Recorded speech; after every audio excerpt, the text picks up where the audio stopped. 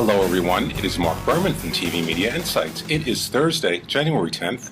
I would like to welcome you back to our daily video cast with my special guest. Who are you? I'm Ann Louise Bannon. Where are you from? I am from YourFamilyViewer.com. Great. Tell us a little bit about what you're doing. YourFamilyViewer.com is a review site, parenting hints. It's basically looking at programming for families that families can watch together because how many parents do you know want to watch Barney and My Little Pony? I didn't. I don't know anybody who does. And really, this idea that we don't watch family, you know, that TV's so segregated these days. You have your little kids and middle kids. It's really just not a good idea. It's not healthy for your kids. It's a fun way to interact with your kids and find out what they're thinking if you're watching TV together. Well, you know, it's interesting. I am your perfect audience because my favorite genre is family-friendly programming. In fact, my all-time favorite show, do you know what it is? I Love Lucy.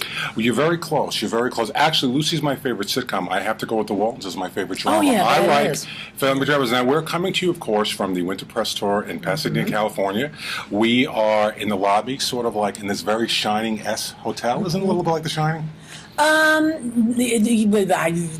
Maybe. A little bit. It's a little creepy in the winter because if it's, you know, the hallways are a little cold. At night, you feel like Jack Nicholson's going to come out and bludgeon you, which is not good for your family friendly. No. Why don't we talk about, this is interesting. We had, we're technically lying again because it's really Wednesday. It is Wednesday. And we're coming off a morning of FX sessions, and somebody asked their executive regarding the violence quota on FX. It seems like every show on FX is very violent. Is that true?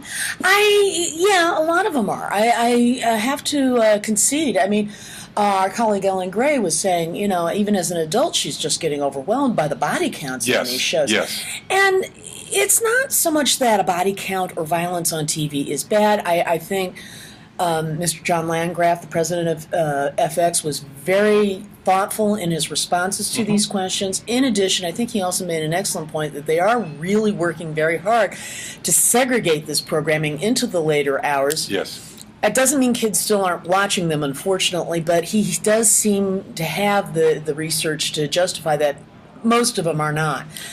And so he's handling it responsibly. Violence on TV, and they're absolutely right when they say there's no correlation between violence on TV and real life. But it's not to say that violence on TV doesn't have an effect. Most of the studies I've seen, and he did misspeak when he said there were no studies, bullpucky, there are plenty of studies. But the most of the studies I see tend to suggest that the real problem with violence on TV isn't that it's going to make us all a bunch of mass murderers and stuff like that. It's that it desensitizes us. Yes. It desensitizes us to the pain of others and things like that. Well, in some ways, that's a good thing. You know, sometimes we need to be able to deal with pain in a way that is desensitized. Which is one of the reasons why I think slapstick humor will always be a part of our human psyche. But you know, it's different because in my days growing up, and we won't say how old we're the same age. We are. We're getting up there. But anyway, that's another story.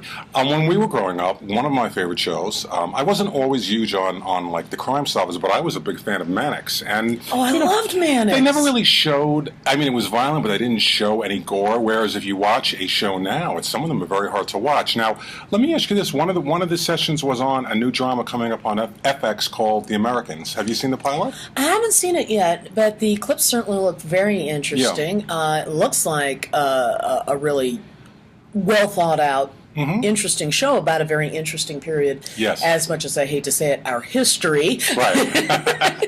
Well, you know, I saw the pilot. It's not a show that I would watch regularly, but speaking from a critical standpoint, I thought the pilot was very well done. I like Kerry Russell, and I think it's going to be a good, you know, they have good stuff, FX, but I want to switch gears before we go. Sure. Cougar Town. You know, here is my little qualm about Cougar Town, my little complaint. I like the show. I'm glad TBS picked it up.